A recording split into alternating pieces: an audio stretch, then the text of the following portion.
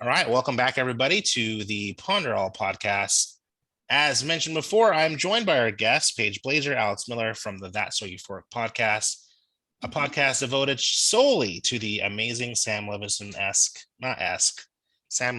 helmed show Euphoria on HBO, starring Zendaya and a plethora of other amazing talent. And I mean, no disrespect by not remembering the talent's name. It's a Sunday night. There's a lot. I think There's like 15 people. Hunter Schafer, Hunter Schafer, Alexa Demi. Those are probably like the big ones. Steamy,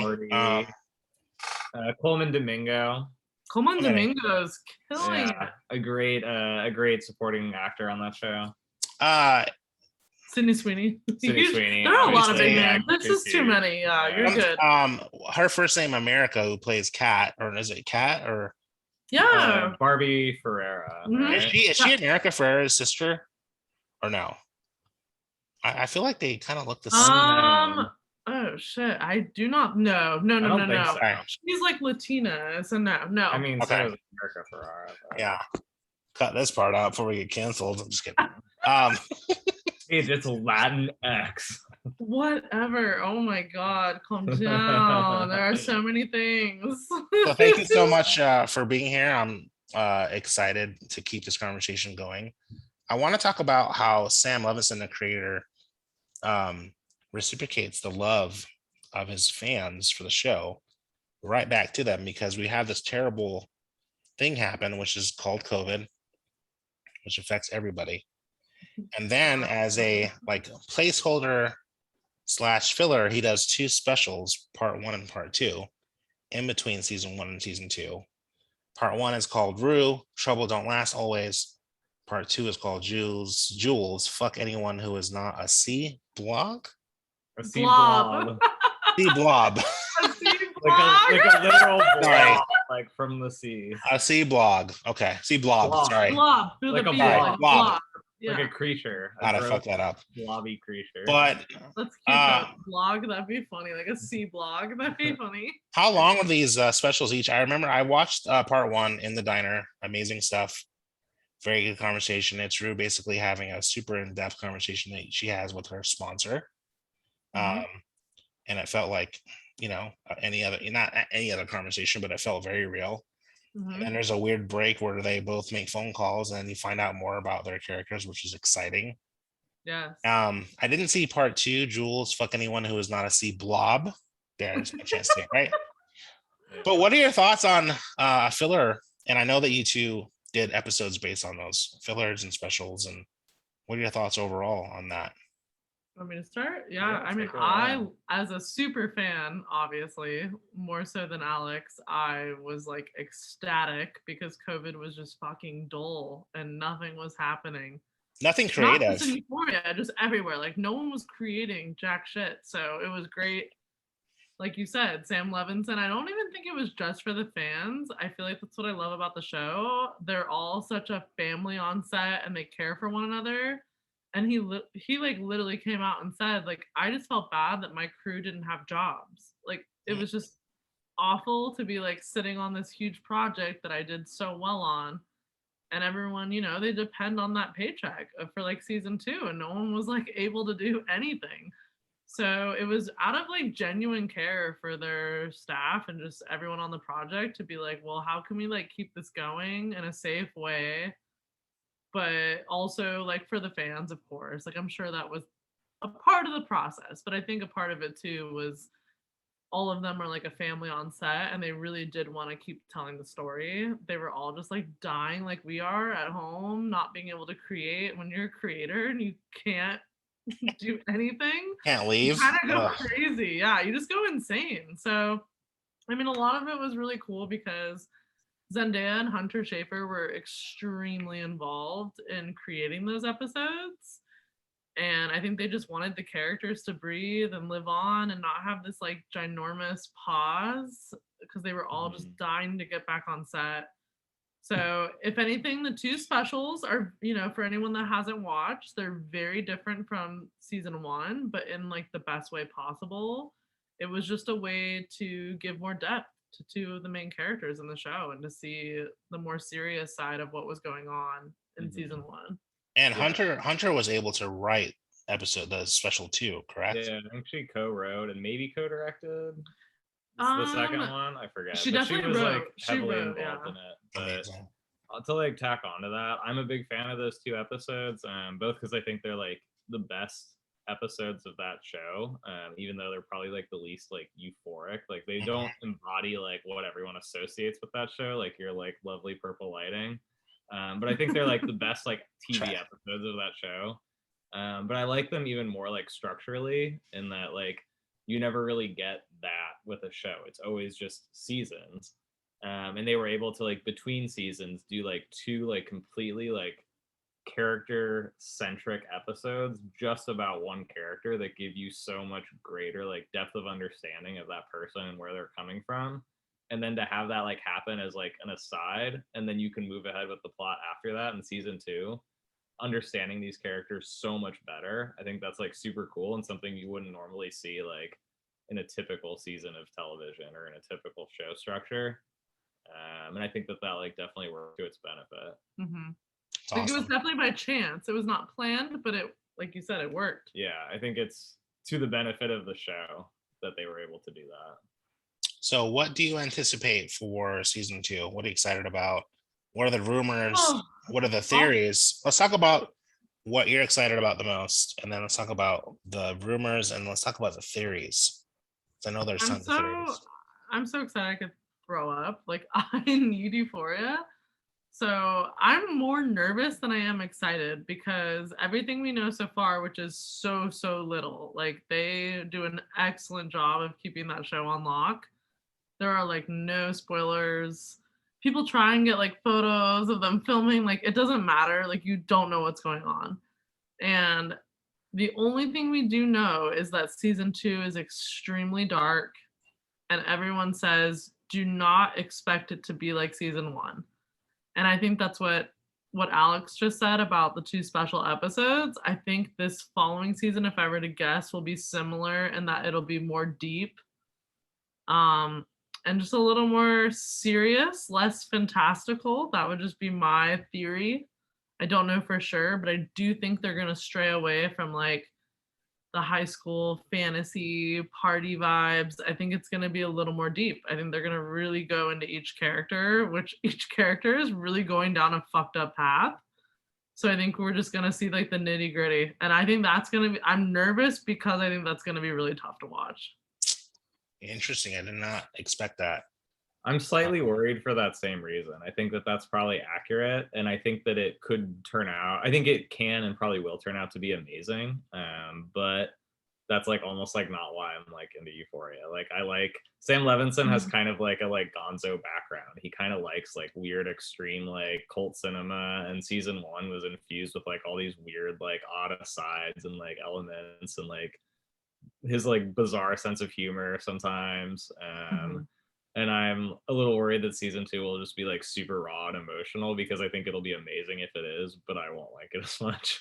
Yeah, because you're not like into that. Like, I'm not the kind of guy Louise, that you like, and I love that yeah, shit though. you like it'll be amazing. It'll We win do. everything, but like I don't watch shows like Louise that. and I are I like- get bored by that stuff. But Louise and I are like, if it makes us cry and we have to get tissues out, like I it's know. amazing. Alex is like yeah. not into that at all. He doesn't want to like cry, so he's not into like the raw. Well, that's a think way. it'll be That's a way amazing. that I'm bonding with my soon-to-be 13-year-old daughter. Natalia's 13 in a couple weeks. Holy shit! Crazy. But we are bonding over what makes her emotional. Recently, Euphoria is off the table for now, but we got a hold of Probably a good idea. one of my friends sent me a really cool cut of a staged taped Dear Evan Hansen performance with Ben Platt like from a few years ago. Mhm. So I showed her that, and we had like a meltdown together over that. And then the movie comes out next weekend, even though Ben Platt's like 45 now and he's playing like a 17-year-old. Didn't they de-age him with like CGI? Yeah, they did. I don't know. No offense to Ben Platt, and no offense to Noah. Not to pop your balloon, but I heard it got horrible reviews. It did. 47% on Rotten Tomatoes. I think mostly because people are a lot more and I think this ties in exactly to the notion of what season 2 is going to be, what you think it's going to be. People are a lot less forgiving when it comes to how they spend their time when it comes to the arts, and they're just a lot more blunt. And I think if Ben Platt had done Dear Evan Hansen in 2018, it would have been 10 times more forgiving. Obviously, he was 2 years younger. But this whole notion of like this thing right now, this controversy with his age, I think people are just a lot less forgiving. I think Yeah. the pandemic had a lot to do with that. I think. Yeah. Plus, like, prestige TV is like fucking everywhere. There's so much incredible shit to watch. So it's like if something like has even like a little signifier of being like less than like A plus, you're like, I don't need to spend my time on that. Like, there's That's an tons of authentic. shows I can watch that are like top notch, you know. And not to go on a Dear Evan Hansen like rant, but like something that's dealing with subject matter of suicide and like Yeah.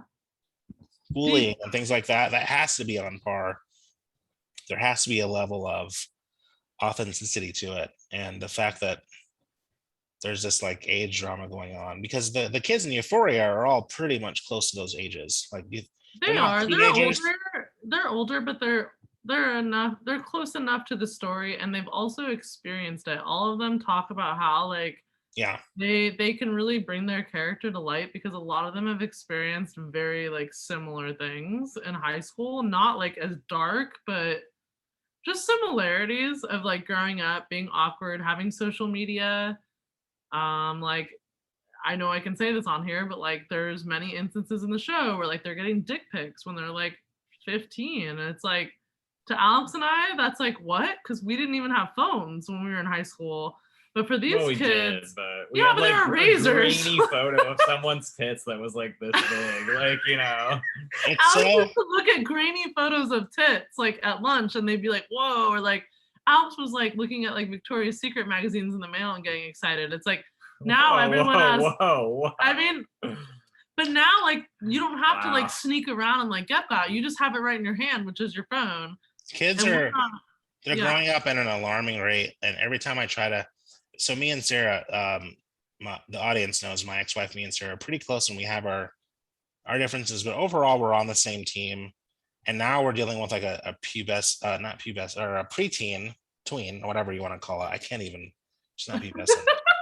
But her best friend is gay, and his name is Jerry. I'm going to say Jerry to protect his innocent, but he originally apparently went on a date, his first date recently, to Baskin Robbins, and she's like, yeah, they weren't really feeling it. They weren't really feeling it during it, and I was just like, I cannot believe that. We were not vibing on the Baskin Robbins. No, thing. it was probably the Baskin Robbins. Jerry was unimpressed. Yeah, my 13-year-old daughter is talking to her gay dad about her best friend who's gay, who's 13, who went on his first date. I'm like, the world has changed a lot. And I'm glad that there's shows like that embody and can embrace that, like Euphoria. Like that's super important, you know, like. Yeah, I mean, on that tangent, that is something I'm the most passionate about. Whenever I talk about Euphoria and people ask, why are you so fucking obsessed? It's kind of annoying. Like, what is it? It's a lot of things, but at the end of the day, I always say I've never, but also like in a very long time, I haven't watched a show that covers those topics in not only like a tactful way, but in the most authentic, just telling a story, and their gender, their whatever they're going through in life does not define their plot, their character. It's certainly involved and it's talked about, but I don't like these shows nowadays that, like, even though Dear Evan Hansen, I'm sorry, but I think it's just too in your face. It's like, he's gay, he's suicidal, he's this, and that's all they talk about. Well, he's not gay. I assume that as well, but he's not. He's hetero, and it's weird that everyone.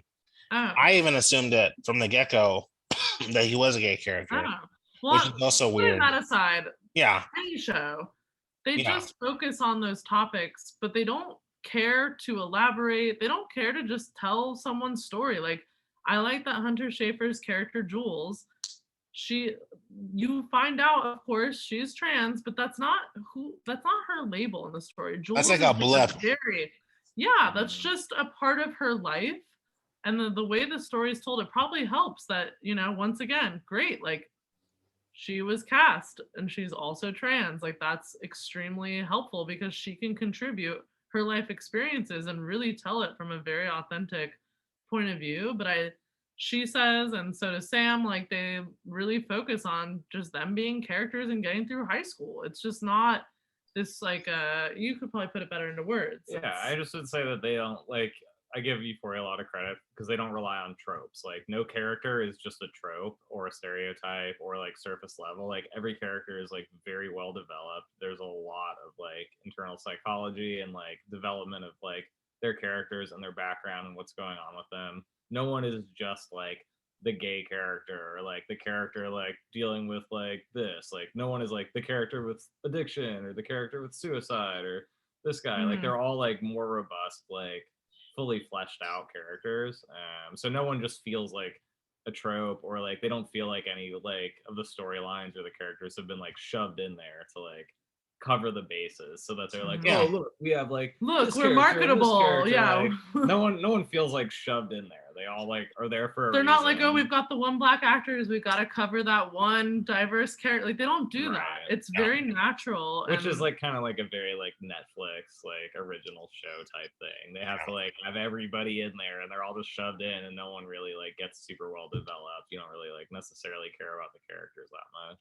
And yeah, Sam doesn't rely on, I think he's very playful with how you perceive people, because I know for a fact that you guys have talked about this on your show that we all loved. We're like, man, Jules and her dad, man, wow, what a stand-up guy. And then you find out in like the special you find out like, wait a minute, Jules's dad was not the most amazing person at all, right? Not the best dad at like ever. Like kind of changed our perception a little bit. I'm not sure if it was special, but I remember that perception I changing a haven't watched it in little a bit. minute. I thought it was that we find out more about her family life situation, which isn't that he was like the worst, but you No, just but like, you- I know he's not perfect. You're Yeah, less he's not forgiving. perfect.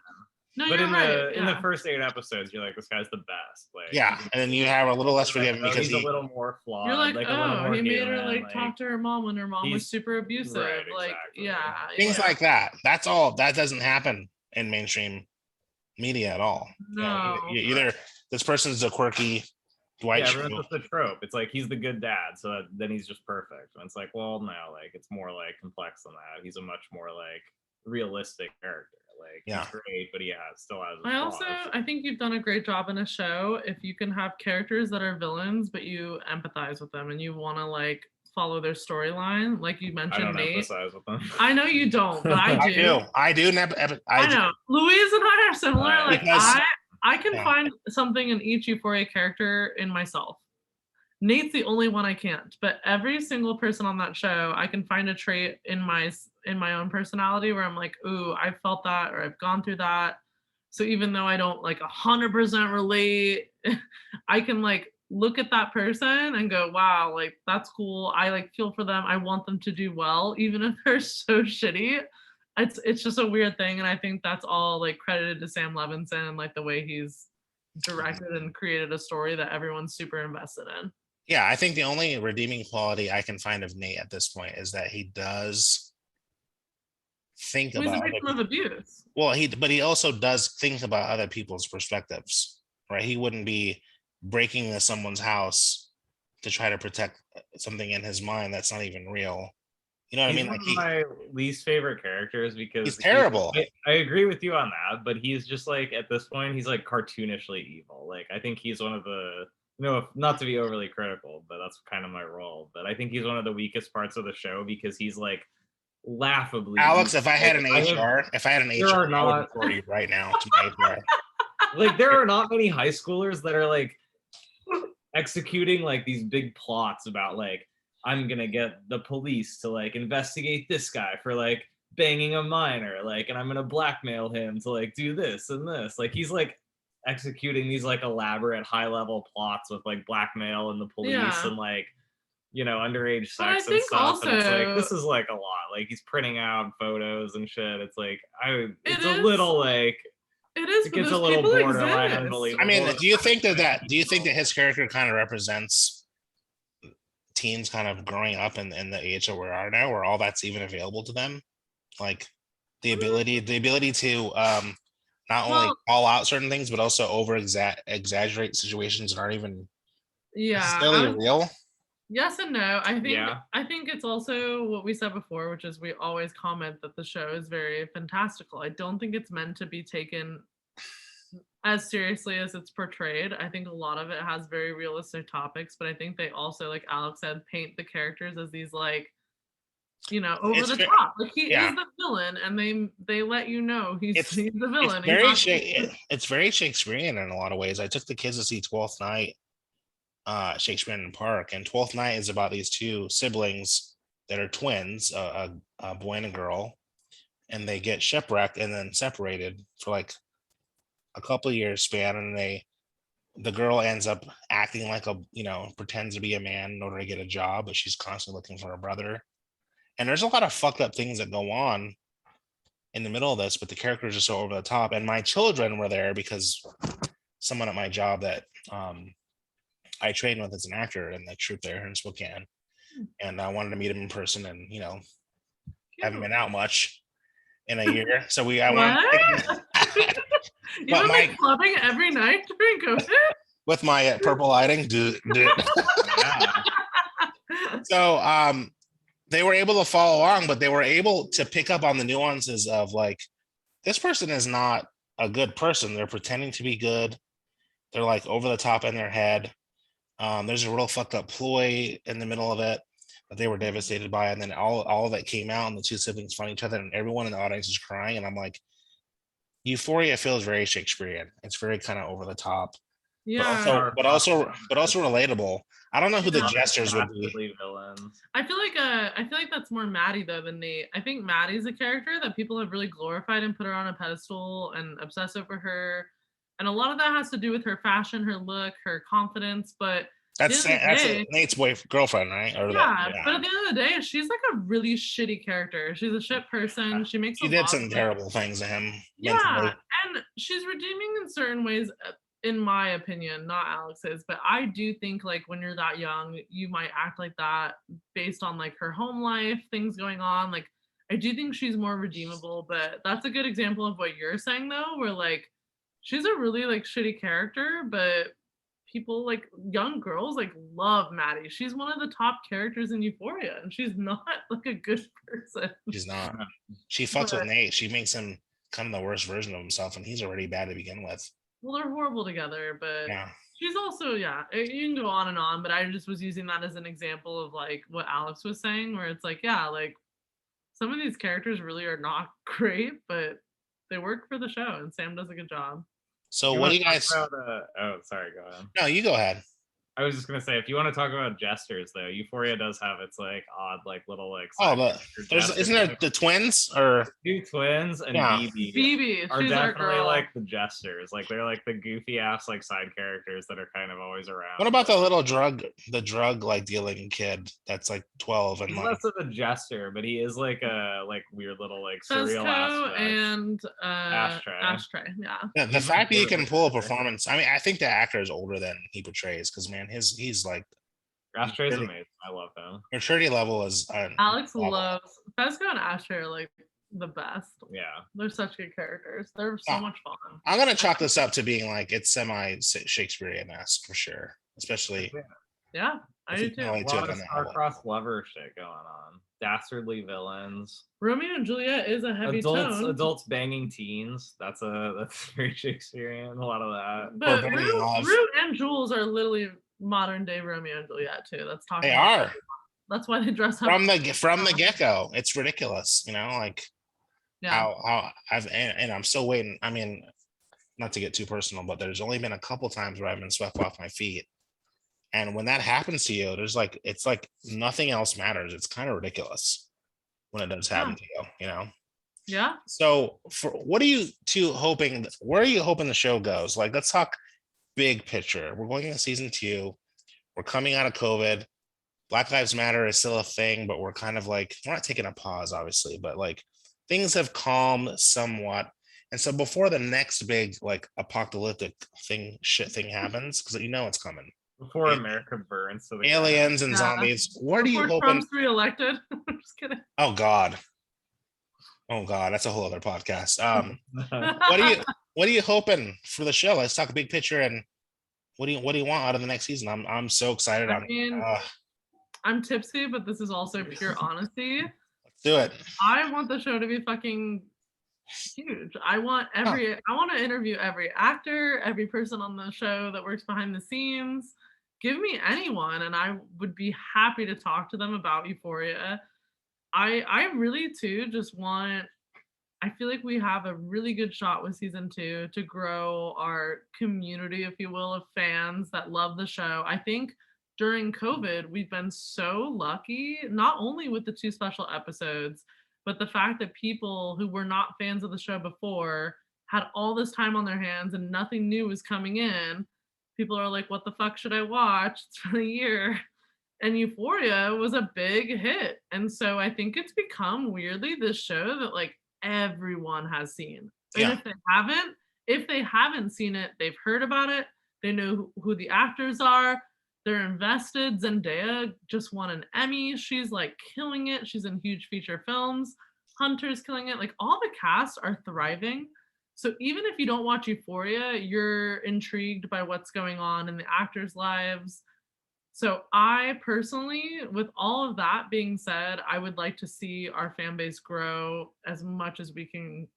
I mean, who doesn't want that? But I want to see you guys on H3H3. I want to be interviewed. I want to be on the red carpet when season 2 drops and they have the premiere. That's my like manifestation. All right. I want to be there. I don't care what it is. I don't care if it's interviewing people or just even being allowed to like be there. That's like my manifestation. I want to manifest bringing you coffee that morning and hanging out with Jamin. Because you know that shit's coming. You know I'm coming back to New York. Oh yeah, for sure. It's coming.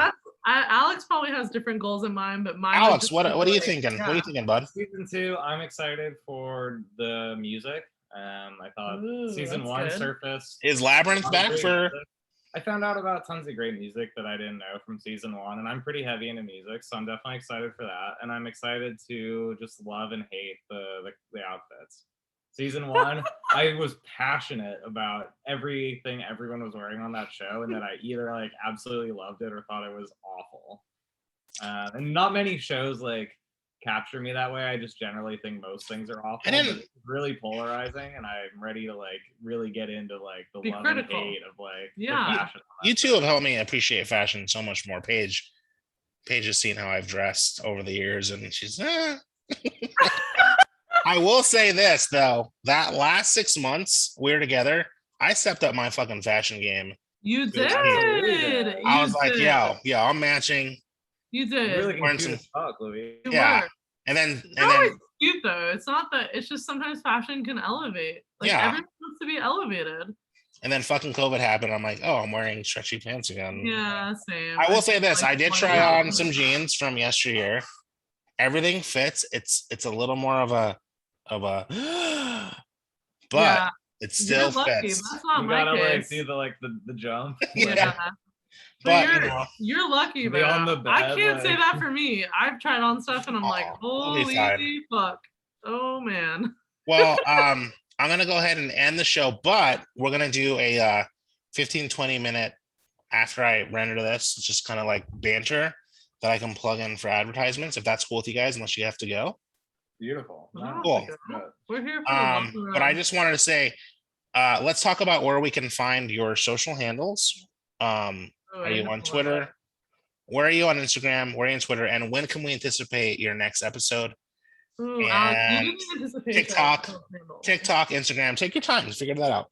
We're on every streaming platform for the podcast. Wait, do you want us to say these That's now? a Euphoric. You know, Apple, Spotify, Anchor, anywhere you listen to podcasts. That's a Euphoric's on there.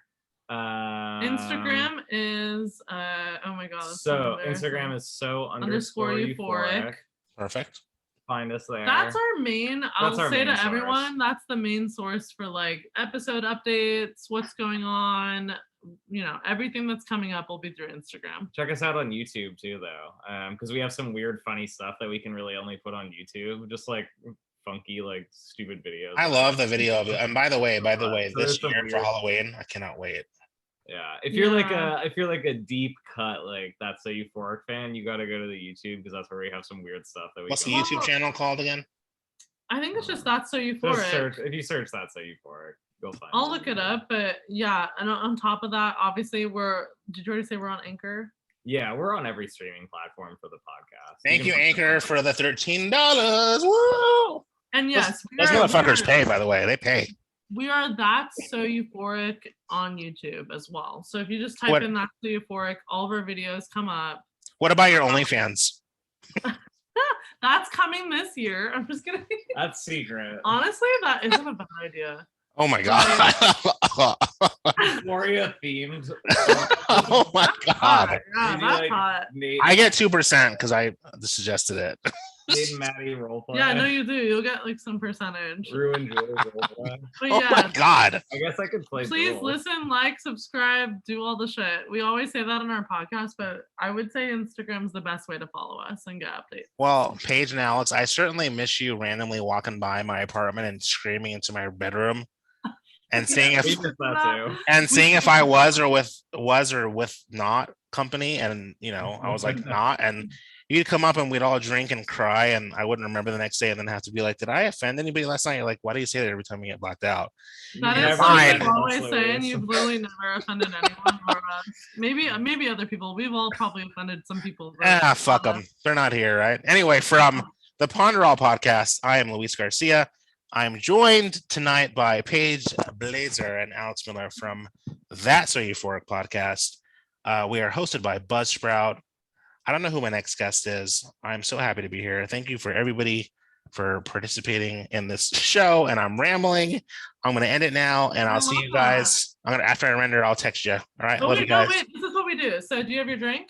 I do. So at the end of our podcast episode, every time, and our fans know Yeah, this, we true. say "That's so euphoric," and you cheers. Yeah. Ready? So, That's so euphoric. Euphoric.